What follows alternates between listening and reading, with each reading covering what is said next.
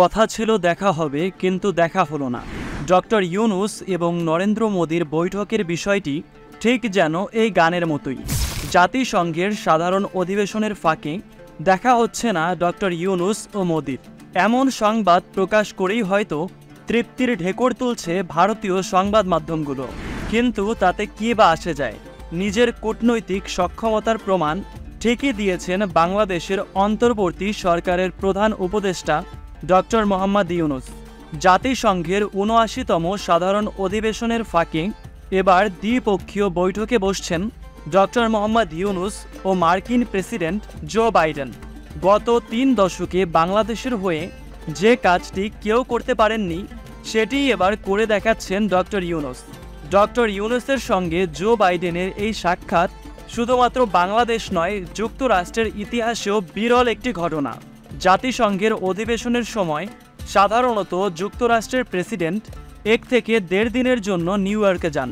যুক্তরাষ্ট্রের রীতি অনুযায়ী আয়োজক দেশ হিসেবে একটি সংবর্ধনা অনুষ্ঠানের আয়োজন করে থাকেন প্রেসিডেন্ট।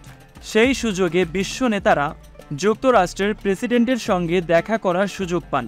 এর বাইরে কোনো দ্বিপক্ষীয় বৈঠকের ব্যবস্থা থাকে না। বাংলাদেশের রাষ্ট্র ও সরকার প্রধানদের সঙ্গে সবসময় যুক্তরাষ্ট্রের প্রেসিডেন্টের সংবর্ধনায় দেখা ও কথা হয়েছে, কিন্তু এমন বৈঠকের সুযোগ হয়ে ওঠেনি। কিন্তু ডক্টর ইউনূসের সঙ্গে জো বাইডেনের এই বৈঠক রীতিমতো অবাক করার মতোই একটি বিষয়। গত ৮ আগস্ট দায়িত্ব নেওয়ার পরে জাতিসংঘ সাধারণ পরিষদের অধিবেশনে যোগ দিতে নিউ ইয়র্কে যাত্রা হতে যাচ্ছে ডক্টর ইউনূসের প্রথম বিদেশ সফর। বাংলাদেশের পররাষ্ট্র মন্ত্রণালয়ের সূত্রে জানা গেছে, সব ঠিক থাকলে নিউ ইয়র্কের স্থানীয় সময় ২৪ সেপ্টেম্বর দুপুরে জাতিসংঘ সদর দপ্তরে বাংলাদেশ ও যুক্তরাষ্ট্রের শীর্ষ নেতারা বৈঠকে বসবেন। মার্কিন পররাষ্ট্রমন্ত্রী অ্যান্টনি ব্লিংকেনের সঙ্গেও বৈঠকের সম্ভাবনা রয়েছে ডক্টর ইউনূসের। এর পাশাপাশি ডক্টর ইউনূসের সঙ্গে দ্বিপক্ষীয় বৈঠক হবে পাকিস্তানের প্রধানমন্ত্রী শাহবাজ শরীফ সহ নেদারল্যান্ডস, নেপালের প্রেসিডেন্ট ও প্রধানমন্ত্রীর সঙ্গে। এছাড়াও ইউরোপীয় কমিশনের প্রেসিডেন্ট উর্সুলা ভন ডার লিয়ানের সঙ্গে বৈঠক করবেন ডক্টর মোহাম্মদ ইউনূস।